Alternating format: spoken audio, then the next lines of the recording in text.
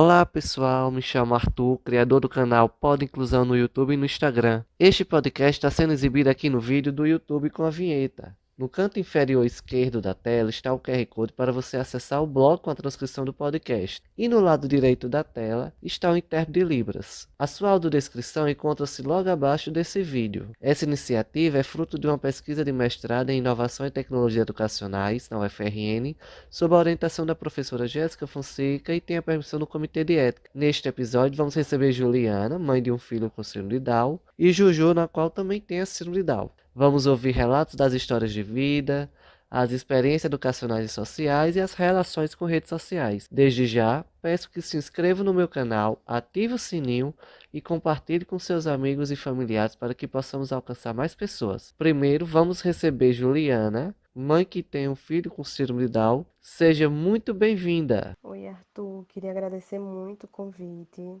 para participar da sua pesquisa e dizer que é muito importante que os estudantes eles tenham interesse em pesquisar as áreas de síndrome de Down, de déficit cognitivo, autismo, muito importante para a gente aumentar a literatura, né? Informações quanto à literatura, novas experiências, inclusão é muito importante. Nossos filhos precisam de pessoas que tenham interesse em pesquisar sobre a inclusão para nos ajudar. Sim, eu agradeço por participar, agradeço e estou feliz em participar. E assim, agradeço imensamente a você por ter interesse e por escolher a síndrome de Down, no meu caso específico, para estar trabalhando. Juliana, nos conte como foi saber que seu filho tem síndrome de Down. Para mim, foi bem tranquilo. De fato, não é uma informação que eu consegui assimilar. Naquele momento, a dimensão do que é ser mãe de uma criança atípica. Então, só imaginava que ele tinha vindo me ensinar mais sobre paciência, mais sobre empatia. Mas, assim, em nenhum momento foi doloroso ou penoso para mim. Só não tinha noção realmente da dimensão que é. Na verdade, a gente adentra outro mundo que até então eu desconhecia. Por desconhecer esse novo mundo que eu estava adentrando, eu resolvi fazer pós-graduação. A pós-graduação que eu fiz foi em aspectos gerais da síndrome de Down. E aí trouxe para mim uma informação, questão do luto, porque como eu não passei, eu não tinha consciência de que a maioria das vezes, grande parte das vezes, a mãe ela precisa passar por esse processo de luto quando ela idealiza uma criança, passa 9 meses idealizando essa criança, ou antes, depende de quando ela descobriu. Eu descobri no nascimento, mas aí depende, é muito relativo, depende de mãe para mãe. E aí ela descobre e aí ela passa por um processo de enterrar, seria mais ou menos isso, enterrar aquela idealização que fez e lutar por esse novo filho. Juliana, você poderia nos relatar como foi esse processo de escolha das escolas? Quais as experiências que você teve? No processo de escolha da escola, eu tinha 3 ideias como chegar na escola. Os profissionais que acompanhavam o Guilherme me deu várias ideias, mas para mim foram 3 ideias. A escola aceitar, não cobrar taxa extra e ter um mínimo de experiência com a inclusão. A primeira experiência escolar de Guilherme aconteceu em Aracaju. E nesse primeiro momento, eu presenciei dificuldade na primeira escola. Ela queria me cobrar taxa extra. Eu sabia que não podia. Então, eu pensei, vou colocar a escola na justiça, colocar meu filho para estudar nessa escola, não vai dar certo. E aí, vendo que a escola me cobraria a taxa, eu busquei outras alternativas e eu encontrei mais 2 escolas que foram assim maravilhosas. Acolheram o Guilherme e trouxeram para mim uma tranquilidade muito boa. Foi bem mais tranquilo. E assim, a educação infantil em si, ela dá mais tranquilidade porque ela trabalha o lúdico. O lúdico ele é trabalhado com todas as crianças. Então, é um momento que realmente é mais fácil de trabalhar com eles. Quando nós partimos para plano individual, que aí a gente vai alfabetizar a criança, que aí nós precisamos de adaptações de material. Aí a conversa ela já muda. E muda por quê? Porque as nossas crianças elas são padronizadas. Aí o resultado é que as que se adequam cognitivamente falando, elas vão seguir aquele padrão, mas as que não se adequarem, elas vão ficar à deriva. E aí, o problema que eu encontrei, o segundo problema, a primeira foi a taxa, e o segundo foi já quando a gente parte para essa parte de alfabetização, que as crianças, elas ficam perdidas, porque ou elas ficam naquele padrão e seguem, ou elas ficam à deriva. Nessa parte da alfabetização, nós já estávamos no Rio Grande do Norte e aí foi um pouco complicado, posso dizer triste para mim, porque nós passamos por dificuldades, onde eu recebi um convite para retirar o meu filho da escola, porque a coordenadora pedagógica, ela se recusou a adaptar o material da escola. Ela disse que o material era apostila e não poderia ser adaptado.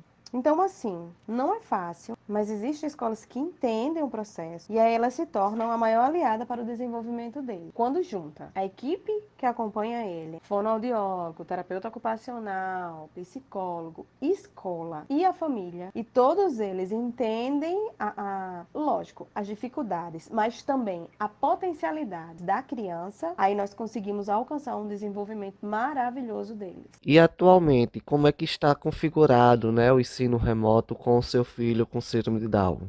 Nesse período de pandemia, professoras elas fazem uma videochamada uma vez por semana e aí nesse momento eles interagem entre eles, ela faz algumas atividades, mas Guilherme ele tem um problema com muito barulho e ele também não verbaliza tão bem. E aí ele fica chateado porque não consegue expressar, né, o que quer exatamente pela verbalização, que ainda é pouca, e fica muito azoada porque às vezes ficam todos os microfones abertos, fica muito barulho e ele não consegue falar o que ele quer. Então ele acaba estressado e não aproveita como deveria. Então faz mais de um mês que eu tirei ele das videochamadas. Para casa elas enviam tarefa uma vez por mês, a tarefa do mês todo. E aí ela durante a semana vai dizendo o que vai ser feito no dia e também as atividades do livro, das apostilas deles que eles recebem da escola. Juliana, e o que você tem feito para a inclusão social do seu filho com síndrome de Down? Em tempos normais, em tempos seguros, sem pandemia, a gente sempre está levando ele em parques. Às vezes eu faço reunião com outras mães, inclusive as mães da PAI, daqui de Caicó, a gente já teve de se reunir para eles tentarem socializar, a gente fazer esse intermédio, né, na socialização deles, porque às vezes eles são meio antissociais, preferem brincar sozinhos ou preferem brincar com maiores, e aí a gente tem também que fazer essas intervenções, reuniões com familiares, né, com primos que já têm filhos e aí eles conseguem socializar. A escola é uma própria vida social, né, propriamente dita, e ele faz natação também. Juliana, seu filho com síndrome de Down já passou por alguma situação de preconceito, discriminação, tanto na escola ou na sociedade? Na escola ele já passou sim, por ele não falar. Quando eles são menores, a gente não chega a enxergar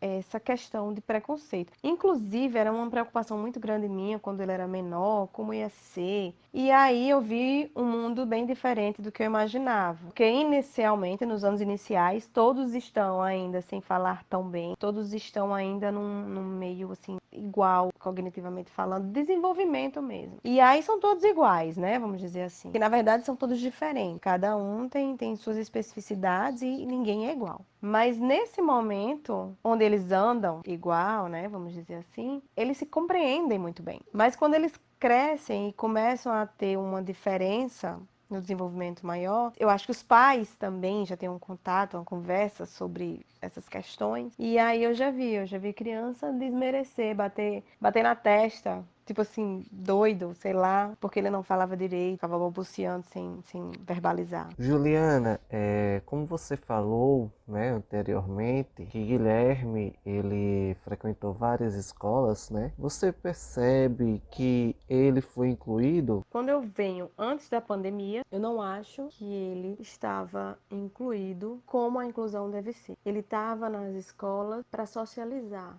Eu não pegava briga, assim, mas eu conversava muito com a professora Porque eu acho que primeiro a gente tem que se apegar às professoras mesmo. E aí, quando essa professora ela tem o interesse de ajudar, a gente consegue conversar só com ela. Quando a professora também não tem tanto interesse, a gente vai para coordenação, né, pedagógica, e aí é mais complexo, é mais complicado. Mas a inclusão ela não é feita.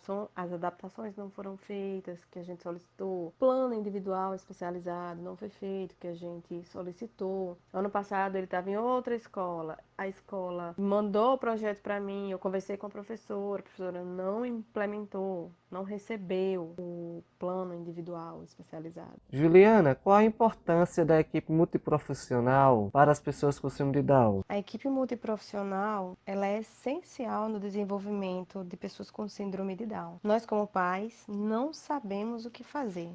São crianças, não vêm com bula, não vêm com receita, e aí são seres individuais, como qualquer outro. No caso da síndrome de Down, são pessoas que trazem características como hipotonia, déficit cognitivo, alguns trazem cardiopatias, e aí são esses profissionais que vão nos ajudar, vão nos guiar, na verdade.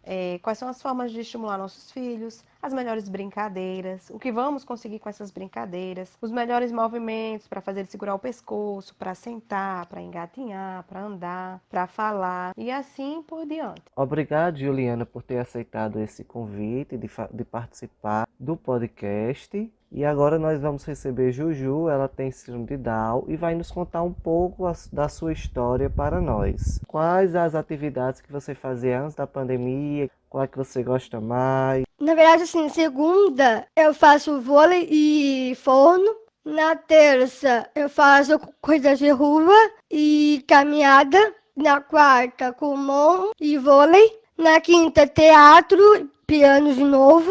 Na sexta eu faço costurinha. Aí no sábado talvez eu encontro com meus amigos. Eu gosto mais do vôlei, porque ele mexe muito com o corpo, sabe? E eu gosto muito de fazer. Juju, fale um pouco como se dá essa relação que você tem com outras pessoas com síndrome de Down. Eu tenho dois grupos, né, que eu participo desse teatro, né, e da dança. E a gente se diverte bastante, a gente dá risada, faz teatro, dança demais. Juju, para você, o que é ser uma pessoa com síndrome de Down? Eu me sinto muito alegre, divertida, danço super bem, tenho uma família que me ama, é isso. Juju, quais são as disciplinas que você mais gostava? Você tem alguma lembrança de alguma disciplina, de alguma atividade enquanto você estudava? Eu gostava da biologia, física,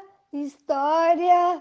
São essas aí que eu gosto. O meu professor de história, ele falava comigo depois do intervalo. Eu ia para o Peru, né, com a minha mãe, e ele estava explicando algumas coisas para eu ver lá. E como foi essa experiência lá no Peru? Quando você voltou, você apresentou alguma coisa para os seus colegas, seus professores? Então, a gente viu lá as comidas típicas e civilização maias e incas. Foi assim, eu fui mostrando as fotos e explicando, né, quem é quem. E também eu falei sobre atitude e tal, essas coisas. Juju, as avaliações, elas são adaptadas para você? Então, assim, as matérias são as mesmas, mas as provas são adaptadas somente para mim. Juju, em que tanto o professor auxiliar lhe ajudava? Eles ficavam comigo na sala de aula, né?